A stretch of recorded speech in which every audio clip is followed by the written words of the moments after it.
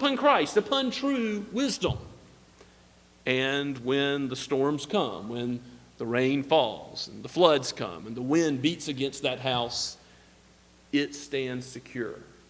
There is deliverance, there's protection. Your life is guarded, hidden in Christ.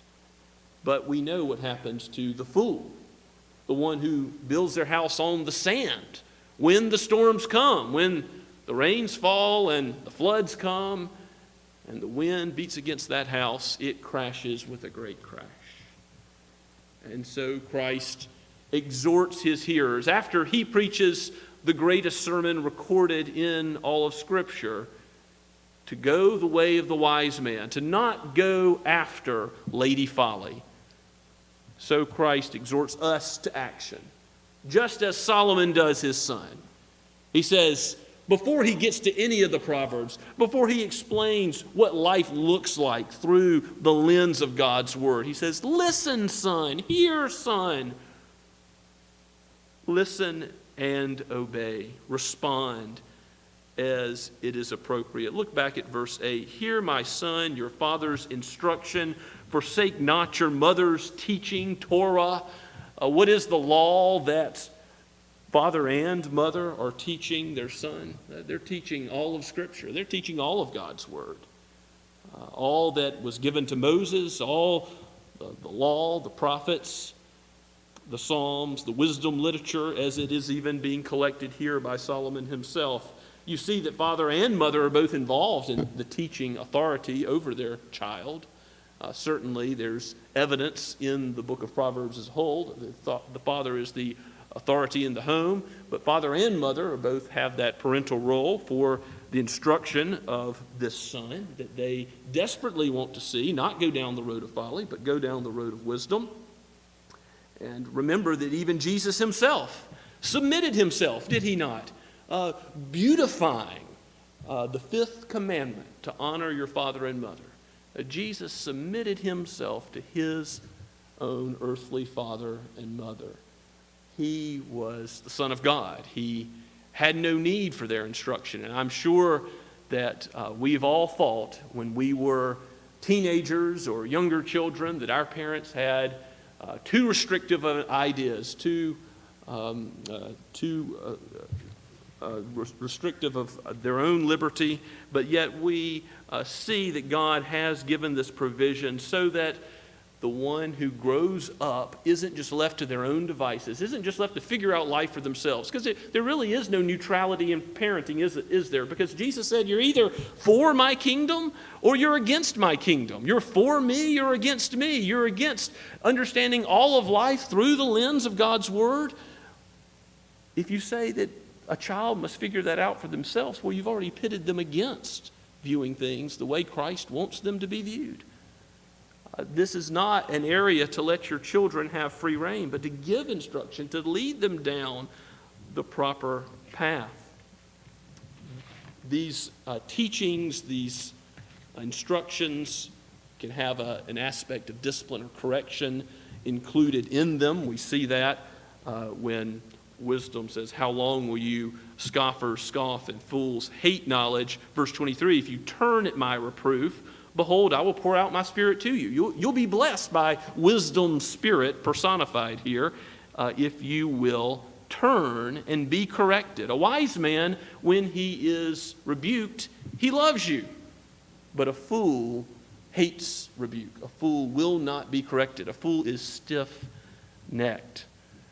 So this instruction and this teaching, if you go back to verse 9, will be like a graceful garland for your head, pendants for your neck. They will be adornments. They will be jewelry for you. Of course, not actual physical jewelry. But in ancient Egypt, we have evidence that both men and women wore what's essentially good luck charms, amulets around their neck for protection and guidance. And perhaps that's what Solomon has in mind here. Not that the words of wisdom are in any way superstitious. No, this is true protection. This is true guidance. This is not just some good luck charm. This is the wisdom of God, which will really affect your life and guide your decisions. Perhaps there's also a reference here to a public prize awarded, to a crown given the victor in a race or some athletic competition.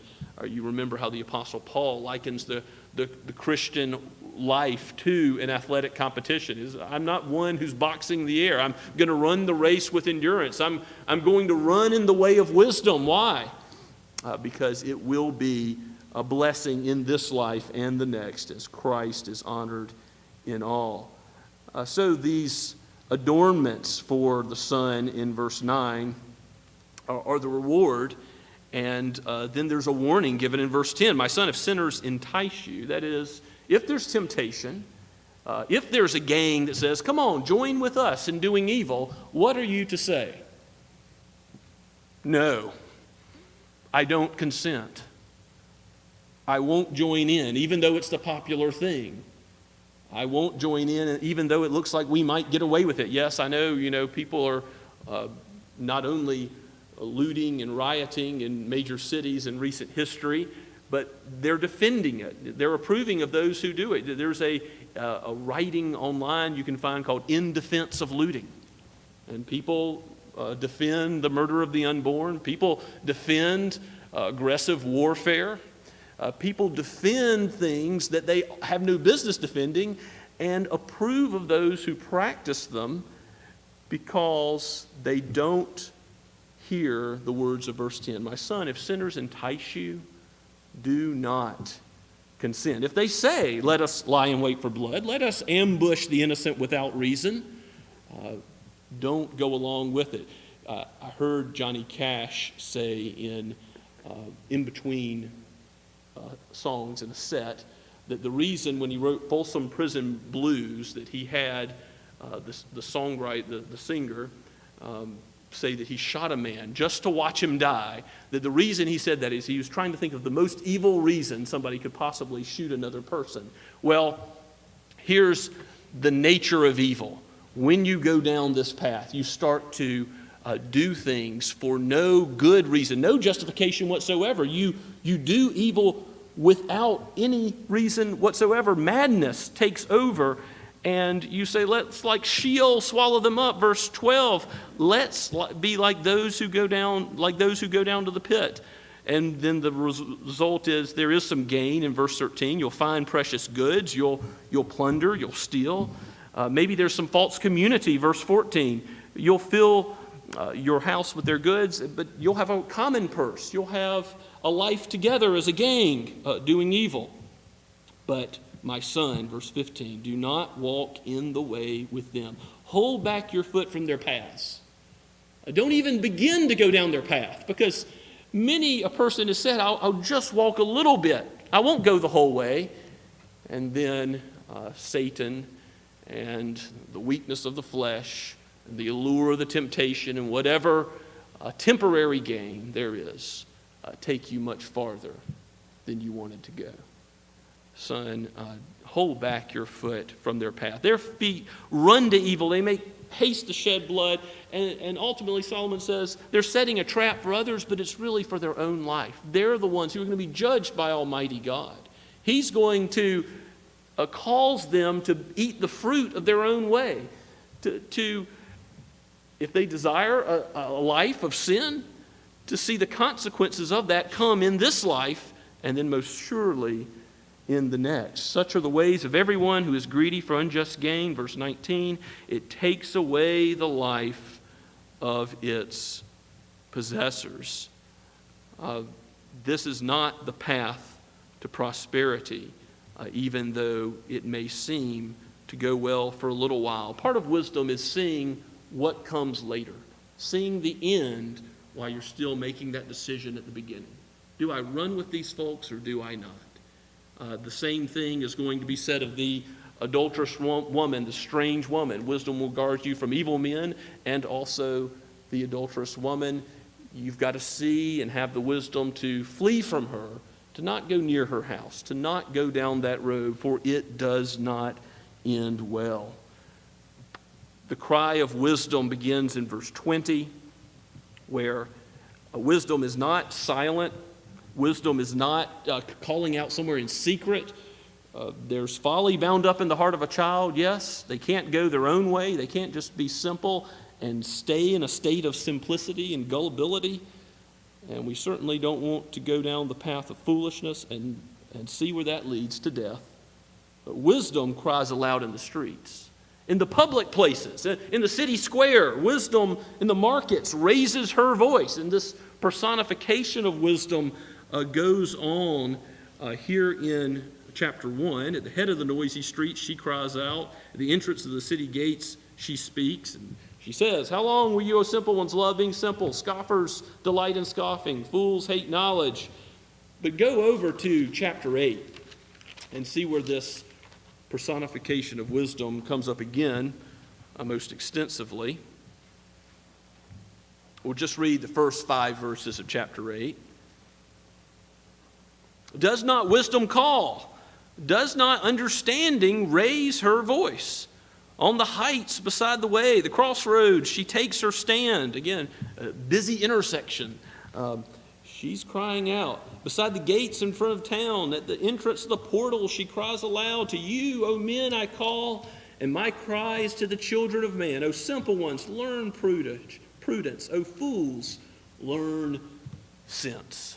Moral sense, real understanding and insight. But go down to chapter 9. In chapter 9, you have 2 ways compared, the way of wisdom and the way of folly. They both have houses. They both present their call. In the young man's ear are both. It's not just folly, because we hear the word of God proclaimed. We hear the Father's instruction. We hear the cry of wisdom. We'll just read the first few verses of chapter 9. "Wisdom has built her house. She has sown her 7 pillars. She slaughtered her beasts and mixed her wine. She set her table. She sent out her young women to call from the highest places in town. Whoever is simple, let him turn in here. To him who lacks sense, she says, come, eat of my bread and drink of the wine I have mixed. Leave your simple ways and live, and walk in the way of my insight." And then later in verse 13 and following, you see Lady Folly. Lady Folly is loud. She is seductive, but knows nothing. She sits at the door of her house and takes a seat on the highest places of town, calling to those who pass by and who are going straight on their way, "Whoever is simple, let him turn in here." Well, she's saying the same thing. Come on, let's grab a hold of the simple one. And to him who lacks sense, she says, "Stolen water is sweet, and bread eaten in secret is pleasant." Highlighting the temporary pleasures of sin. But he does not know that the dead are there, and that her guests are in the depths of Sheol. Ed Welch has a book on addictions called "A Banquet in the Grave."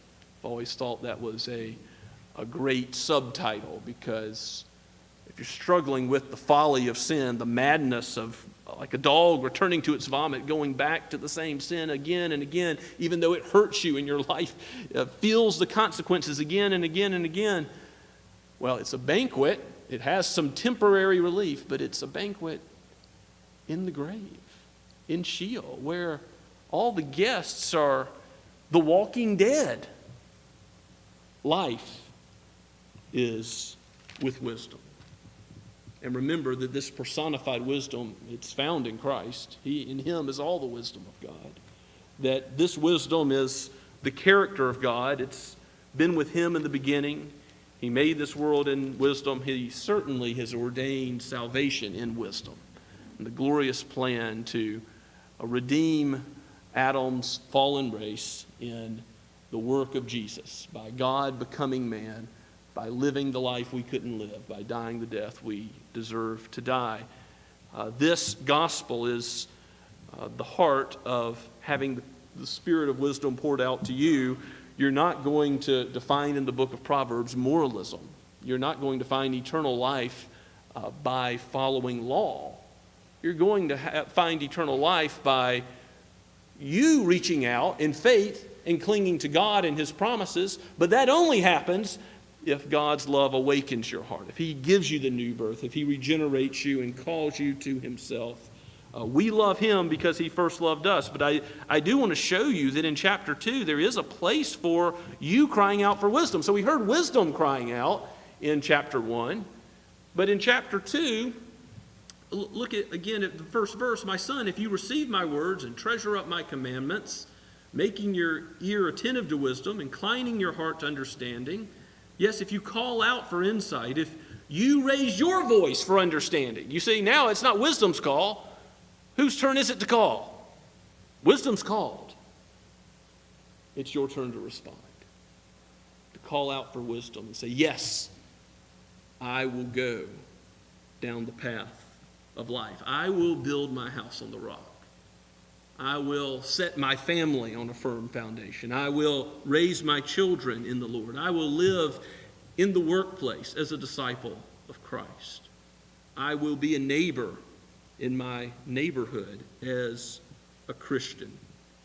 Here is that call to seek out wisdom and yes, to search it out like buried treasure. I'm reminded of the parables that Christ gave, that the kingdom of heaven is like going to find buried treasure in a field, like going after a pearl of great price.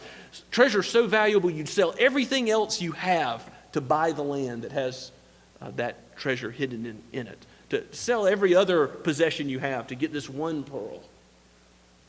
To gain Christ, to gain His wisdom, to gain life in Him. Search it out like silver. Search for it as hidden treasure. Then you will know, verse 5, the fear of the Lord. You will understand what this book is all about if you seek God with all your heart. For the Lord does give wisdom, verse 6. He is the source of it. Does any man lack wisdom? Let him pray and ask God. He gives generously to those who ask. And wisdom will be your protector. The rest of chapter 2 is a statement of how wisdom delivers, how wisdom guards, how wisdom instructs. It will watch over you, it says in verse 11, delivering you from the way of evil, so that your feet don't begin to go down that path with the wicked men, with men of perverted speech, verse 12, who forsake the paths of uprightness, who walk in the ways of darkness, who don't live in the light, who live according to the ways of this world and the king of this world, Satan himself. Do we want to do the enemy's bidding? May it not be. May God give us the wisdom to walk according to His light, not in foolishness.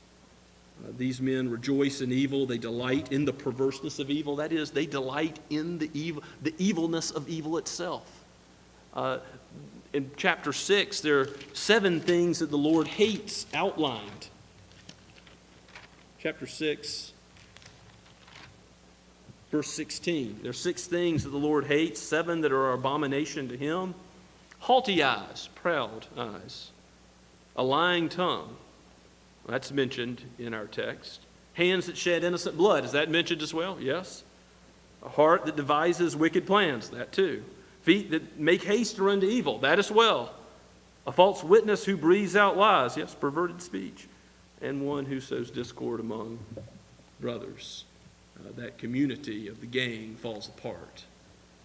There is discord in the end.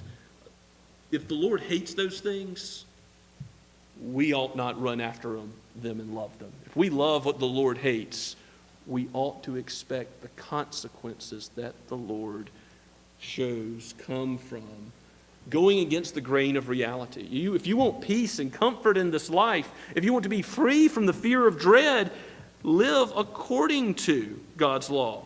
And He says He won't just deliver you from these evil men. He will also wisdom will also deliver you from the forbidden woman, verse 16, from the adulteress with her smooth words. And chapters 5 through 7, which we'll look at, Lord willing, in a couple of weeks, deal more in depth with this.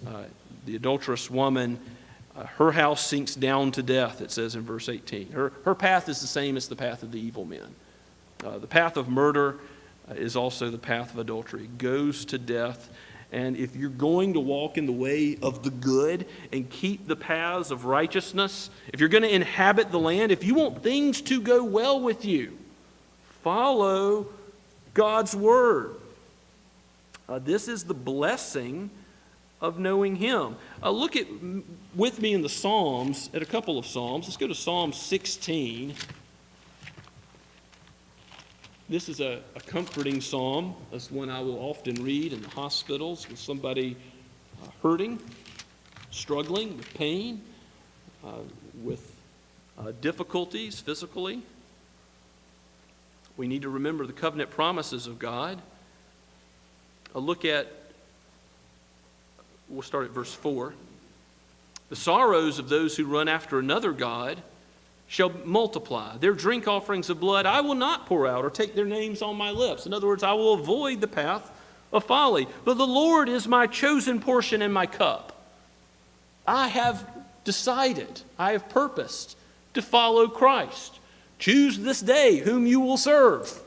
Will you serve the Lord or will you serve false gods? Well, if you serve false gods, sorrows will multiply, verse 4 says. But the Lord is my chosen portion and my cup. You hold my lot. And because God holds your lot, your future, what does that mean? It means, verse 6, the lines have fallen for me in pleasant places. Indeed, I have a beautiful inheritance. You have everlasting life. You have an eternal home. You will know the God of all eternity. You will see him yourself, not through a glass darkly. You will behold him face to face. Look at verse 11. You make known to me the path of life. In your presence there is fullness of joy. At your right hand are pleasures forevermore. You see where wisdom leads. It leads to knowing God forever. Oh, what a comfort. If you want to know the God who is good, follow his paths that are good. And also turn with me to Psalm 119. You might know this is the longest chapter in the Bible. Psalm 119 is a series of going through the Hebrew alphabet and glorifying God for giving such wonderful commands. Why are his commands so wonderful? A bunch of reasons are given. Why we ought to praise God for his commands, for his law. But I'll just look at verses 1 and 2, the very beginning of the psalm. Blessed are those whose way is blameless, who walk in the law of the Lord, who walk according to the way of wisdom, you could say. Blessed are those who keep his testimonies, who seek him with their whole heart, who are hearing the words of wisdom and say, I'm not just going to be a hearer today, but I'm going to be a doer. I'm going to commit to going down this path. Even though the pleasures of sin are real pleasures, they're fleeting. They won't last. They'll end with trouble. I'm going to be wise enough to see the end now and not put my hand in the fire. I'm going to serve God and benefit. And you see in Psalm 119 a lot of reasons given why God's law is good. But turn with me to verse 68, probably a page or two over. Speaking of God, the psalmist says, you are good and you do good. God's character is good. His actions are good. So where do I want to go to learn about what the good life is like? Do I want to go to Socrates and Plato? They don't know what the good life is like. The life of wisdom is found in God's Word. The path of wisdom is found in God himself. You are good and do good, so you, O God, teach me your statutes. Oh, to have a father like Solomon that would guide you in the ways of wisdom. Oh, to have church elders that will lead you in the path of righteousness. Oh, to have in your own heart a conviction given by God's Spirit that I will follow the cry of Lady Wisdom all my days. Let's pray together. Father, we give you praise for your word, and we know that our lives are full of folly. Our hearts are desperately wicked. Who can know the depths of it but you? Yet you in Christ forgive. You in Christ show the way of light. You, by your Spirit, enable us to walk in wisdom and to produce not bitter fruit, not the fruit of sin, but the fruit of wisdom, to produce the fruit of the Spirit. Oh Lord, help us to repent of where we have erred, where we have wandered off of the path, like lost sheep prone to wander away from you. O Lord, you are good and do good. Lead us in the way everlasting all of our days for your glory. We pray in Jesus' name. Amen. And let us respond to God's word once again now, singing God of Grace with the words included, with the music in the bulletin as well.